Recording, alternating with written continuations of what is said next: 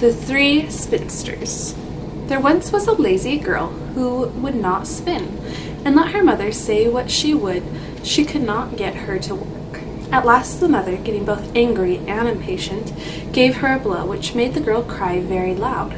Just then the queen, passing by, heard the noise, and stopping the carriage, she stepped into the house and asked the mother why she beat her daughter in such a way that the passer-by in the street heard her shrieks.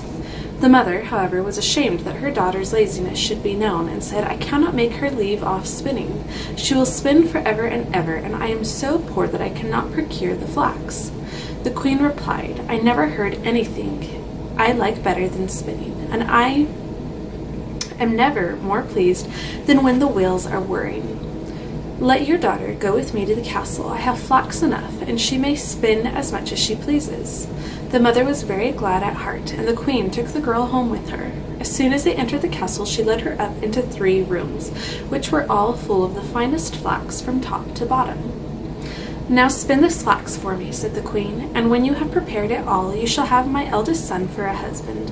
Although you are poor, I do not despise you on that account. Your unwearied industry is dowry enough." The girl, however, was inwardly frightened, for she could not have spun the flax had she sat there from morning till night until she was 300 years old.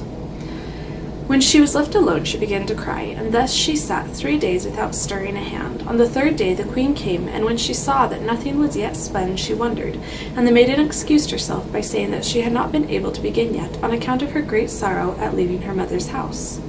So the queen was satisfied, but on leaving she said, "You must begin to work for me tomorrow."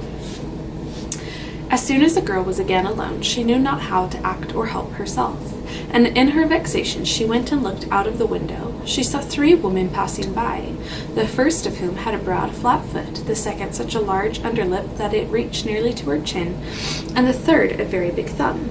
They stopped before the window, and looking up, asked the girl what she wanted. She told them her trouble, and they offered her their help, saying, "Will you invite us to the wedding, and not be ashamed of us, but call us your aunts, and let us sit at your table? If you do all these, we will spin the flax in a very short time for you." "With all my heart," replied the girl. "Come in and begin at once." Then she led in these 3 women, and making a clear place in the first room, they sat themselves down and began spinning. One drew the thread and trod the wheel, the other moistened the thread, and the third pressed it and beat with her fingers on the table. And as often as she did so, a pile of thread fell on the ground, which was spun in the finest manner. The girl hid the 3 spinsters, however, from the queen, and showed her, as often as she came, the heaps of spun yarn, so that she received no end of praise. When the first room was empty, the 3 women went to the second, and at length to the third, so that soon all was cleared out. Now the 3 spinsters took leave, saying to the girl, "Do not forget what you promised us. It will make your fortune." When the girl showed the queen the empty rooms and the great pile of thread, the wedding was performed, and the bridegroom was glad that he had such a clever and industrious wife, and praised her exceedingly.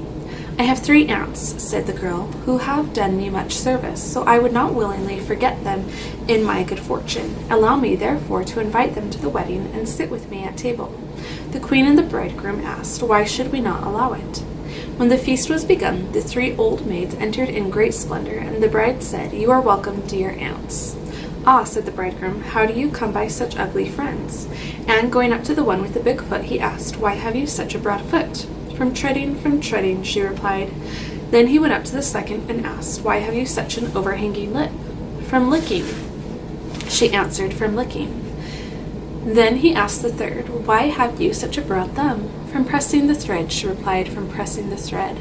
At this the prince was frightened, and said, "Therefore my bride shall never touch a spinning wheel again." And so she was set free from the unlucky flax spinning.